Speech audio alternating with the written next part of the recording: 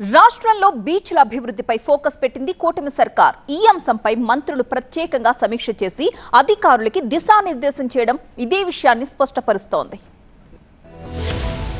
100 కోట్ల రూపాయలతో సూర్యలంక బీచ్ లో జరుగుతున్న స్వదేశీ దర్శన్ పనులను పరిశీలించారు మంత్రులు అనగాని సత్యప్రసాద్, కందుల దుర్గేష్.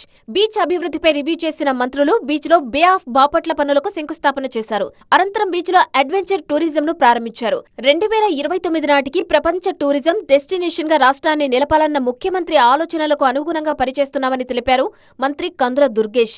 హైదరాబాద్ వాసులకు కూడా బాపట్ల, చీరాల బీచ్లే అందుబాటులో ఉంటాయని గుర్తు చేసిన మంత్రి సూర్యలంక బీచ్ అభివృద్ధికి ప్రత్యేక ప్రణాళికతో ముందుకెళ్తున్నామన్నారు. ప్రైవేటు భాగస్వామ్యంతో రిసార్ట్స్, స్టార్ హోటల్స్ నిర్మిస్తామని తెలిపారు. సినిమా షూటింగ్స్ కు కూడా ఇది అనువైన ప్రాంతమని నిర్మాతలకు సూచించారు కందుల. ప్రపంచంలో చాలా దేశాలు టూరిజంపైనే ఆధారపడి అభివృద్ధి చెందాయన్న మంత్రి అనగాని గత పాలకుల తీరుతో టూరిజంలో రాష్ట్రం 30 ఏళ్లు వెనక్కిపోయిందని ఆరోపించారు. ఫ్లెమింగో ఫెస్టివల్ గత ప్రభుత్వం చేయలేదన్న మంత్రి ఆ కారణంగానే ఫ్లెమింగోస్ ఇతర దేశాలకు పారిపోయాయని తెలిపారు. ఆక్వాతో పాటు టూరిజాన్ని అభివృద్ధి చేస్తున్నామని స్పష్టం చేశారు.